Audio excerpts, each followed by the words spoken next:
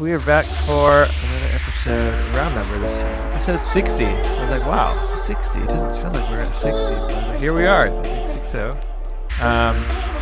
what are we covering today? Oh yeah, rounding out the rest of the Mac 7, other than NVIDIA reported this week. So we have Meta, Microsoft, Amazon, Apple, all the big players announcing this week. So of course we have to talk a little bit about that.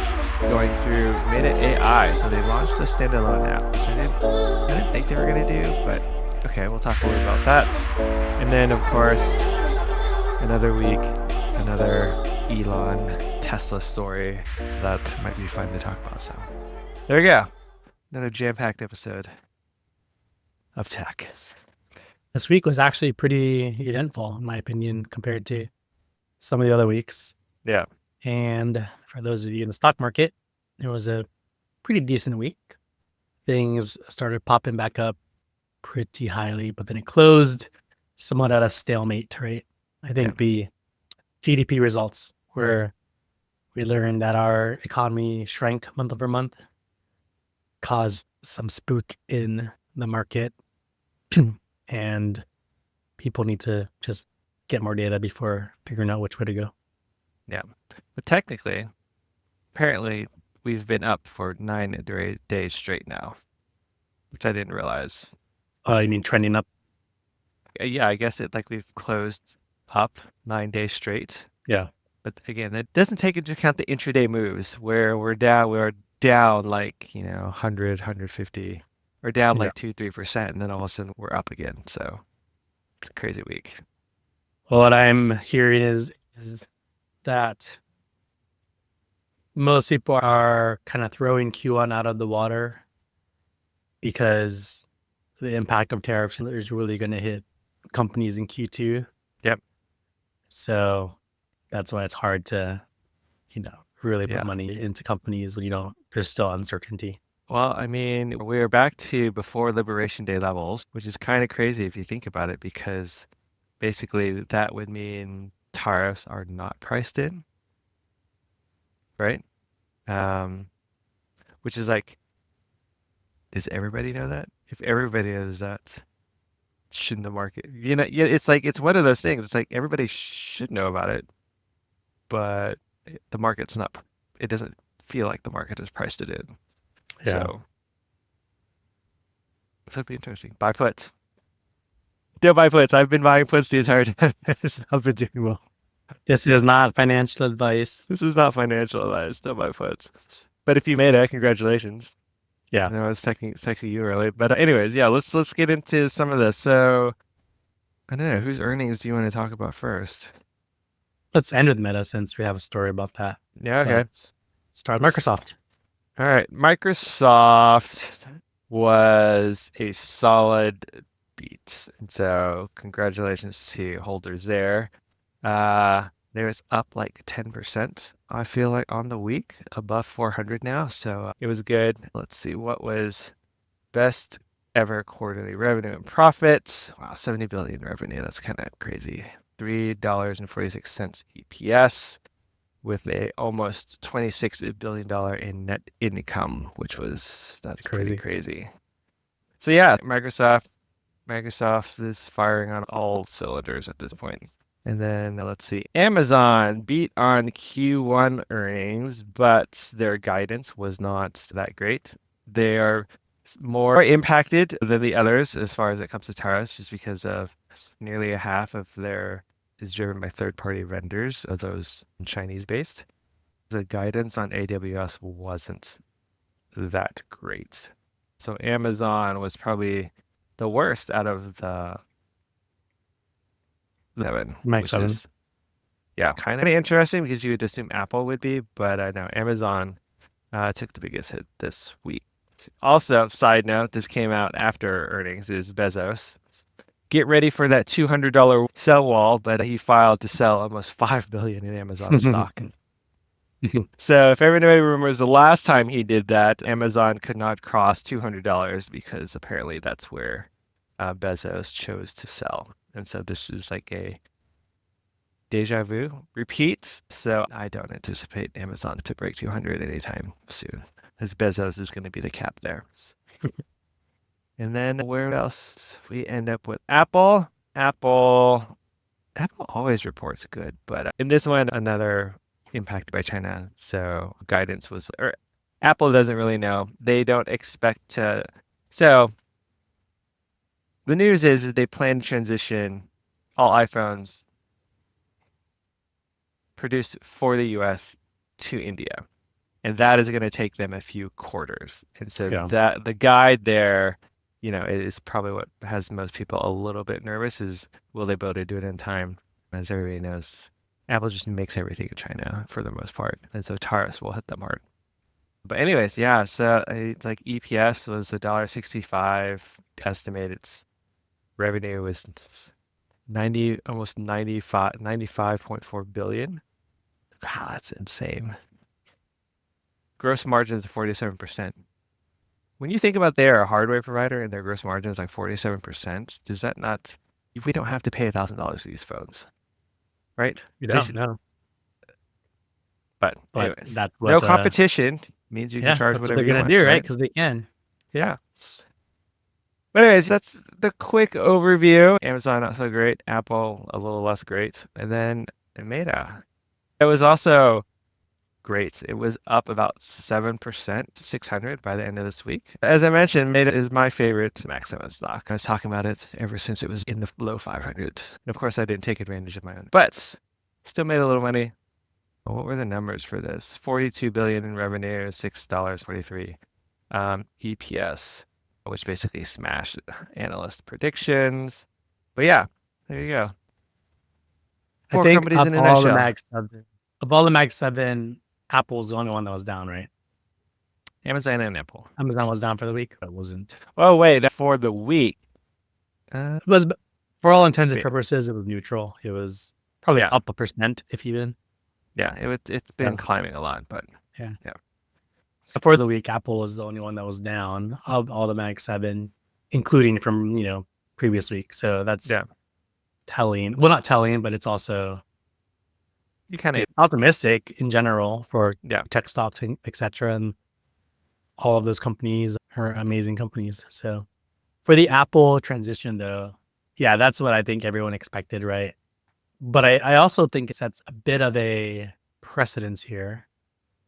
Like when this whole made in China Trump wall started, Mhm. my thought, and I know probably a lot of analyst thoughts, is okay, well, you're just going to move this wall, this made in China from China to India. Mhm. So, cost of labor is going to be cheaper in India, right? Yeah. Yeah, great for India because it's going to help increase their economy and improve their infrastructure for scalable development. But 10, 20 years from now, like, is that just the thing, right? Now it's made in India. And so does that really solve the issue here, which Trump is trying to resolve, which is bringing, jobs and manufacturing back into Hmm. the US? Or is it not? Is Trump's play here, okay, now he has to go increase tariffs in India. Do you want to do that or not? I don't know. That's just what kind of jogs in my mind. Yeah. Well, I mean, trade deal with India is progressing really well. Apparently, Trump is, or I guess Vance, I guess, because he was in India on his trip, is the country of preference at the moment. Yeah. So it'll be interesting that if they make a deal and they decide, oh, we need to do a different deal, because Trump does that, right? Yeah. He negotiated Canada, Mexico, decided, you know what, I didn't like that deal I made, so we're going to scratch that. Same thing with China. He made all these deals, and now he's kind of going back on them to get better deals, I guess. But at this point, who knows? Yeah. But yeah, it is Well, interesting, right? Because then you just rinse and repeat the same issue. that's why I don't think his thesis around this, like, bringing everything back into the US makes sense at all, right? Yeah, I don't Because we don't have the cost of labor. We don't have the number of people, right? think that's the key point. We just don't have enough people. Exactly. Like Apple's manufacturing, Foxconn is one of their major manufacturers, and they employ like millions of people to make iPhones, like literally like 2, 3 million people to make iPhones. We don't have that type of labor force here Yeah. in the States, right? So it's just like Tim Cook was like, it's just not possible. Yeah. I mean, And we're India. anti-immigration at this point too, right? So we can't bring people in Yeah. to fulfill that either. And so it's like, well, what are you gonna do? You got to choose. Yeah. If you think about the top three populous countries, it's India with 1.42 billion, Mm-hmm. China, 1.41 billion. And then the next is the US. However, it's 342 million. So, I mean, the gap there is, yeah. So we'll see how it plays out, right? But I Mm-hmm. think, that's what's just going to happen. Everything's going to move into India, Yeah. which many companies already, kind of do in some form. And so I actually think Apple's transition will go faster because I'm sure they've already been strategizing India as Yeah. like the plan B Yeah. for quite a while now, probably. Yep. And that's Tim Cook's thing. I mean, he's an operations guy, right? He built Apple's operations for the most part. So if anybody were to navigate this, there's probably nobody more The guy, qualified than this him. will be his last stand, his last piece of his legacy. Yeah, yeah. Transitioning Apple to India. Oh. All right, well, let's talk about Meta because I too am very bullish on Meta. I think we've been talking about Meta for a while now, and I opened a position back in like the 530 to 570 range, like I think last year. Mm-hmm. Came back down, and I was adding more to my position there as it came down to the 520s. I can't remember if I got it at 480 because Mm-hmm. I think that's like when the market was crashing, and I think I was busy, but Yeah. I did get in the low 500, which was good. So that was a good one that I plan to keep for at least, this whole year. Yeah. But one of the things that they did release as well in the last week is their standalone Meta AI app. And you can go download it in the App Store. Their model is called Llama. So whenever you see news about the app, you see a lot of llama pictures and memes. They're kind of late to the game in some respects because Gemini has its own app, ChatGPT has its own app, Grok has their own app, Mm-hmm. arguably Siri has their own app. But Meta released the Meta AI app, and it's supposed to compete with the ChatGPT app. And let me just read some of the kind of main things here. Yeah. From Meta's launch page, the app is a companion app for AI glasses. Mm-hmm. Uses the Llama AI app. They've marketed it as the assistant that gets to know your preferences, remembers context, and is personalized to you.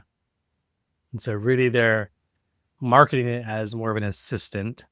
And it's interesting because they also have a Discover feed. And so I actually was downloading it at the beginning of this segment because I haven't used it yet, but I Mm-hmm. wanted to start. Yeah. The main reason I haven't started using it is because I am part of that generation that still has the Facebook privacy stigma in my mind, and I don't Yeah. want to tell Meta everything I'm doing. But I think what is cool is they've leveraged their social heartbeat into the app Mm-hmm. and centered many things around a discovery feed. Mm. So now there's a feed in there where you can see creations, primarily like images, right, being generated by Meta's AI, and people can get engaged around that, which is Yeah. pretty cool. Mm-hmm.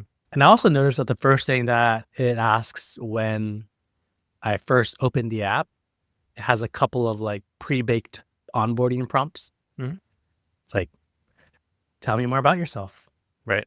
So like I haven't done it yet, but I'm expecting it's going to lead me through a conversation where it Mm-hmm. just learns about my interests so that it can be better in more personalized messaging, Yeah. which, from our background in tech, we know the key to high app and growth is high engagement. Yep. Key to high engagement is being hyper personalized. Yeah. No. Yeah. Yeah. So they had started integrating some Meta AI into Instagram and the Facebook app. So it's not completely new, right? And I think Zuckerberg has talked about it previously. We've got really high we're getting really high usage, and it's really derived from those type of searches. in the other apps. So it's interesting that they've decided to add in yet another app to their suite of apps at this point, right? And so you have like Instagram, Facebook, WhatsApp. What else is there? Messenger, if anybody actually uses that. So yeah, so it's interesting that they're adding another app. Um, so we'll see how it goes. It makes sense though, because like Meta's probably everybody wants a piece of the search pie, right? And so if they can get Mm-hmm. people starting to search, it just opens up another ad revenue stream, most likely for Totally. Meta.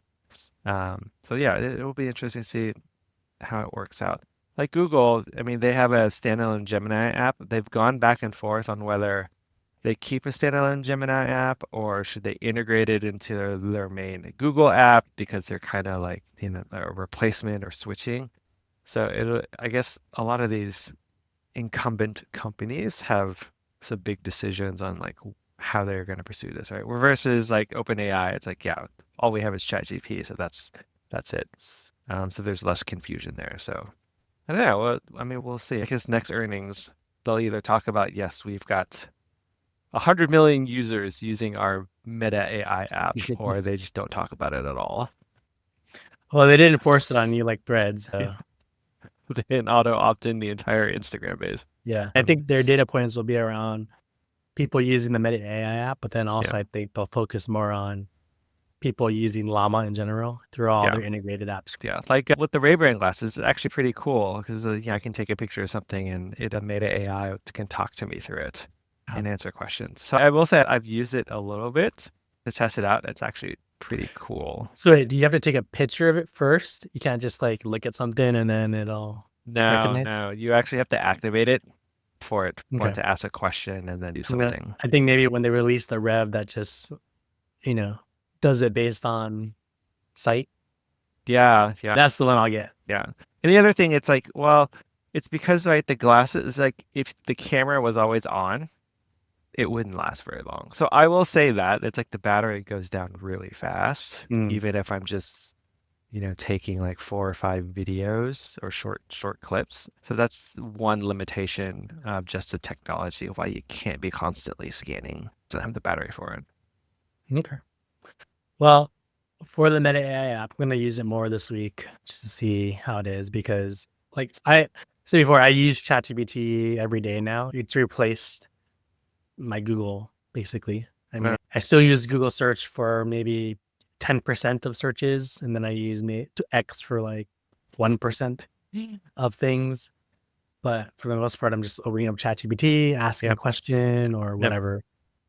However, like the UI of ChatGPT is still not great. It's very all transactional. text-based. Yeah, it's a very text transaction. Yeah, I agree. I've started to use it more too. And yeah, it's just a lot of text. Like a terminal. That's kind of what it reminds me of, like old school terminals. Yeah. Right? DOS prompts. Well, I'm really dating myself, DOS prompts, but yeah, it's like terminal. It's all text. It makes it less interesting. And so Meta has much more probably, refined design team and process. And my initial looks at its UI is much better. So I'll give it a try. See. Just make sure I don't give it too much. Otherwise, I'm going to be getting weird ads all over the place. They're going to know too much about me. Yeah. Just kidding. They already know everything about me. Apparently, Meta's also made some updates to their privacy policy for like their Ray-Bans, where now they will automatically use your voice prompts or any pictures that you've sent as part of their AI training. So to what you were saying, it's going to know everything about me. So yeah, I think they're starting to transition into being a little bit more heavy-handed on collecting data from you, in order to train the AI. They need to have it, right? Like all of the data of billions of people in the world. Yeah. You know, if you think about it, like they have billions of active users. Mm-hmm. But if you just think about churn rates and people who don't use it, right? Mm-hmm. They have probably much more billions of actual user data from people who don't use the app anymore. Yeah. because Facebook's been around since 2005, 20 years Yeah. now. Yeah. Data point of one, like I've noticed, I see less people use Facebook itself as far as like my friends and such. I see less posts from them. Um, but yeah, so it'll be interesting if this is another growth avenue for them. Yeah. But Well, I hope so, because we're both started, invested. yes, I know. All right, let's move on to the last story, or the second story, and that's Elon Musk. Mhm. From Tesla earnings, it started out with on a good note, which kind of rocketed Tesla up, which is Elon said he was going to spend less time on day and focus more on Tesla. And then midway this week, Wednesday, you texted me that, is this good or bad? It's like, what are you talking about? And I'll let you continue the story now. So basically, yeah, there's a couple notifications that I got that Tesla board has opened a search for a new CEO. And I forget where I got the notification first. Yeah. So Might have been X. it was Wall Street Journal Wall Street is Journal. Okay. who released this in the Yeah. middle of the night, right? But then I also got it from this other app called Market News.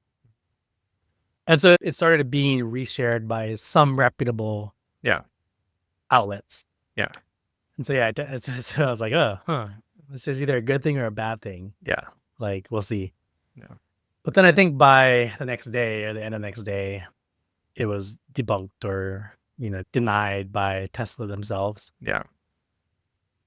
We all know that when these leaks come out, there's probably some truth to them, right? Yeah. Yeah. And Tesla is just trying to not spill any news too early because there's nothing yet there to spill. Yeah. So I'd say they probably have open discussions around what a CEO succession looks like. Yeah. Elon's most likely not on board with it, or maybe I don't know. We'll see. Yeah.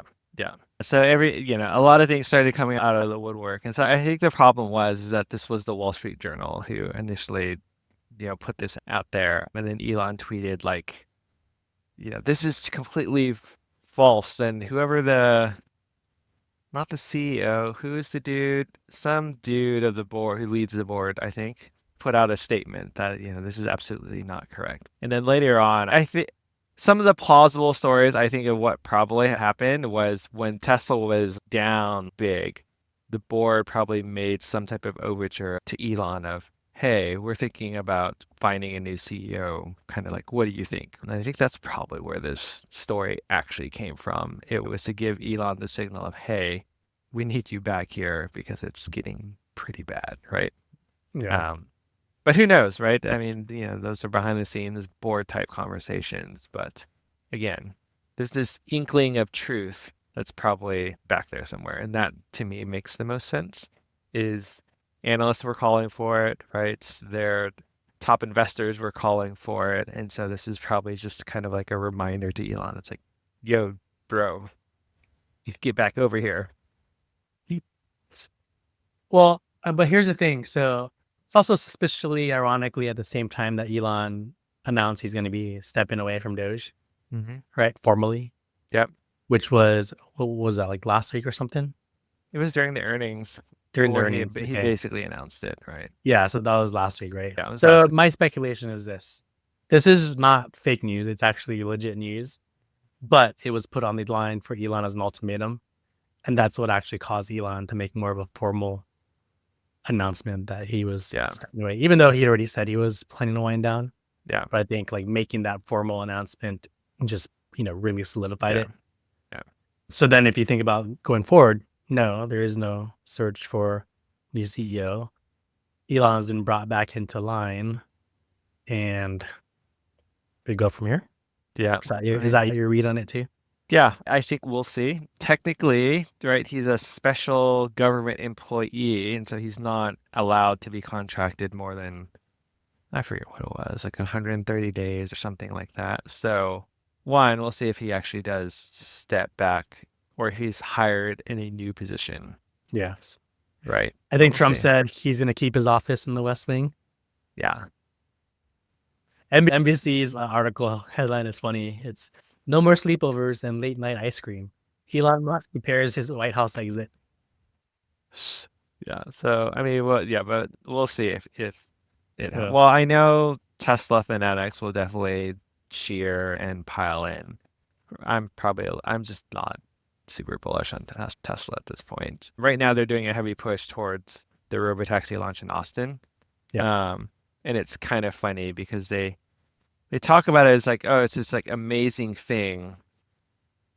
Yet, Waymo, I think we talked about it last week as part of Google's earnings, but they're already doing like 250,000 rides a week, right? They operate in Austin too. It's just like, we'll see. I Yeah. mean, now the argument from the fanatics is Waymo won't be able to scale. The cars cost too much. Um, but I think the trade-off there is what is going to have more long-term safety benefits. I think when you think about autonomous personal delivery vehicles, do you trust one that is reliant on just visual data or one that also incorporates LiDAR sensors? There's a flaw, just visual. I mean, we're humans. We don't see everything. But I won't get into the details of that. Yeah. How well it does scale. Yeah. And I mean, there's flaws for sure. Like I said, though, I use full self-driving every day. And I agree. It's not 100%. Like, I'm not 100% confident in it all the time. Mm-hmm. I'd say I'm 90% confident, though. For most use cases, I just leave it on. Yeah. There's still those times in every drive where I have to intervene. Yeah. Yeah. But that's it. I mean, but that's the thing. If it's like fully autonomous, it doesn't have a steering wheel. Would you Yeah. trust it enough to use it? Mm, No steering wheel. let me think here. So I would trust it enough to use it, but I would get very annoyed consistently because when I have to intervene, it's not that it's a dangerous situation. When I have to intervene, it's because it's doing something stupid. Like it wants to change lanes when it wants to get in the slower lane Yeah. when there's like a slower car in front of me. Like I'm not in that lane, right? And I'm like, don't change lanes. And so I have to intervene, leave the feedback and be like, there's no point in changing lanes when the car that's you're changing to is slower. Yeah. Yeah. So I don't intervene for safety reasons, in more like annoying reasons. Yeah. So would I not use a steering wheel? Yes. Would I be happy after that drive? Probably not. Yeah.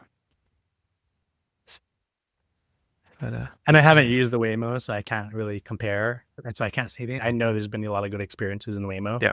Yeah. So yeah, but I think it's exciting because I was just envisioning the other day like a world where, oh, that's what it was. So Waymo, on that topic, announced partnering with Toyota.